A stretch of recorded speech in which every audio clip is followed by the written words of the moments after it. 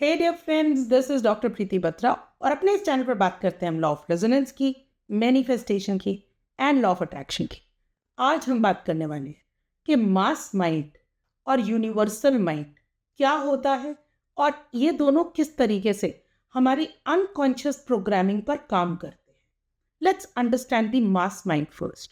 तो होता यह है कि कभी भी कोई भी टाइप का जो भी सिचुएशन हमारी दुनिया में हो रही होती है, बेस्ड ऑन दैट हम सभी इंडिविजुअल्स होकर भी बहुत सारी चीज़ों के ना परसेप्शन फॉर्म कर लेते हैं। और जैसे जैसे हम परसेप्शन फॉर्म करते हैं ना माय डियर फ्रेंड्स, तो होता ये है कि बहुत सारे लोग एक ही सिचुएशन के बारे में ना एक ही टाइप का परसेप्शन फॉर्म करने लगते हैं, because of which they start thinking और बिहेविंग और even feeling in that manner. And my dear friends, जब ये होता है ना, उस टाइम पर एक टाइप का पैंडेमिक होता है। आप इमेजिन कीजिए कि जिस टाइम कोविड-19 की सिचुएशन थी, मास माइंड ये कह रहा था या फील कर रहा था, क्योंकि बहुत सारे इंडिविजुअल्स मिलकर ये फील कर रहे थे कि ये जो सिचुएशन है ना, ये ठीक नहीं है और इस सिचुएशन में ना किसी को भी कुछ भी हो सकता है। और जिस टाइम पर भी उस पेंडेमिक से जो मरने वाले लोगों की जो तादाद बढ़ रही थी, उस टाइम पर हमारा जो मास माइंड था ना, that was working against us, and because of विच हम लोगों ने उस टाइप की सिचुएशन को ना मल्टीप्लाइंग इम्पैक्ट में होते हुए देखा, यानी उस पेंडेमिक को बढ़ते हुए देखा। वाई? बिकॉज हम सबका माइंड एक ही टाइप के थॉट्स, एक ही टाइप की फीलिंग्स, एक ही टाइप के एक्सपीरियंसेस क्रिएट कर रहा था।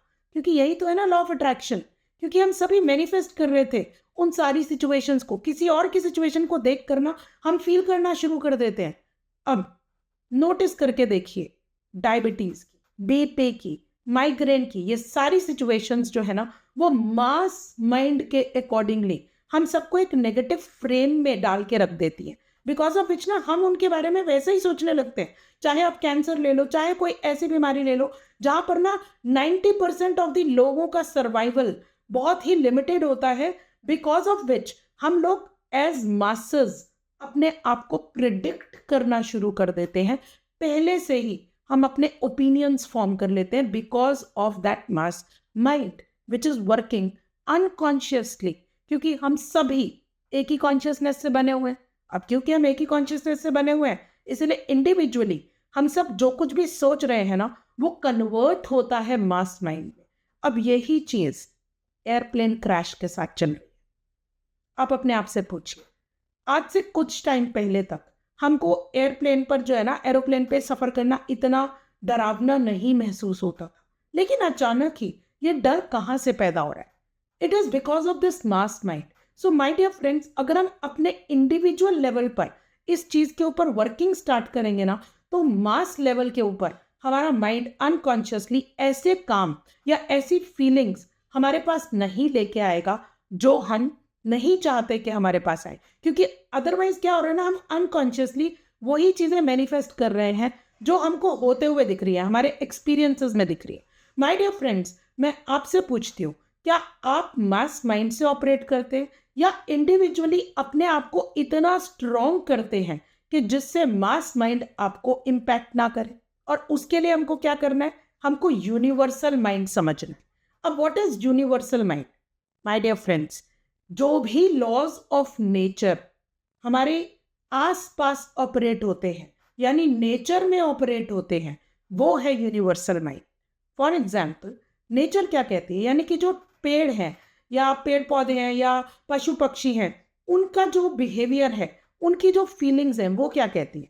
आप नोटिस कीजिए, यूनिवर्सल माइंड ना क्रिएटिविटी को सपोर्ट करता है। यूनिवर्सल माइंड ना कुछ ऐसी चीज़ों को, लॉज को सपोर्ट करता है कि लॉ ऑफ परपेचुअल ट्रांसम्यूटेशन, यानी कि energy will constantly move from one place to another. वो इन चीज़ों के ऊपर वर्क करता है, बिकॉज ऑफ विच जो भी एनर्जी हम यूनिवर्सल माइंड के अकॉर्डिंगली अपने अंदर लेके आते हैं, यानी कि हम क्रिएटिविटी पॉइंट ऑफ व्यू से या फिर कुछ ऐसी चीज़ें जो कि हमें इनोवेशंस करने के लिए हमें जो है ना, हमें उस तरफ लेके जाती है, उस डायरेक्शन की तरफ लेके जाती है। हम कुछ ऐसी चीज़ें फील करते हैं जो यूनिवर्स अपने लिए बहुत अच्छी समझता है, या फिर हमें एक ऐसे ऐसे मुकाम तक पहुंचा देता है जहां पर हमेशा यूनिवर्स चाहता है कि हम पहुंचे। आप नोटिस करके देखिए, क्या आप यूनिवर्सल लॉज के अकॉर्डिंगली यूनिवर्सल माइंड में ऑपरेट करते हैं? ये बहुत ही कोहेरेंस वाला, यानी कि बहुत ही सिंक्रोनाइज्ड माइंड है, जो बात करता है आपके हेड की, यानी कि आपके ब्रेन की, आपके माइंड की, आपके हार्ट के साथ में, आपके गट्स के साथ में एक कोहेरेंस की बात करता है। बिकॉज ऑफ दिस कोहेरेंस आप अचीव कर पाते हैं वो सारे सक्सेसफुल मोमेंट्स, वो सारे ब्रेक थ्रू मोमेंट्स जिनके लिए आप पैदा हुए हैं। तो क्या आप अपने यूनिवर्सल माइंड को ऑपरेट करने देते हैं, या फिर आपका मास माइंड आपके यूनिवर्सल माइंड को ओवर पावर करता है? इस चीज को आज से नोटिस करना शुरू कीजिए, क्योंकि यूनिवर्सल माइंड की जितने भी लॉज हैं वो ग्रैटिट्यूड के हैं। आप देखेंगे ना, सूरज हमेशा हमको देने के लिए आया है, चंद्रमा हमेशा हमको देने के लिए आता है। क्या आपके मन में ये ग्रैटिट्यूड की भावना है? क्या आपके मन में क्रिएटिविटी आती है? ये सब थॉट्स हमारे यूनिवर्सल माइंड हमको देता है।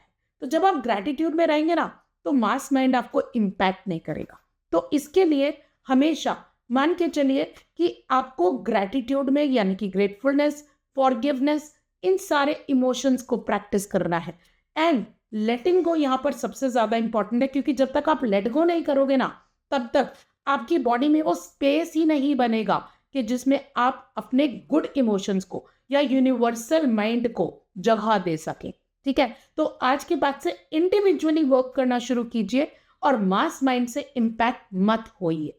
दैट्स व्हाट, क्योंकि अगर हम मास माइंड से इम्पैक्ट रहेंगे तो जितने पैंडेमिक्स है ना, वो हमको सबसे पहले अफेक्ट करेंगे। तो अगर आप चाहते हैं कि ये पैंडेमिक्स या इस टाइप की सिचुएशंस आपके लाइफ में ना आए, तो ज़्यादातर यूनिवर्सल माइंड या यूनिवर्सल लॉज के अकॉर्डिंगली अपने माइंड को ऑपरेट करना सिखाइए।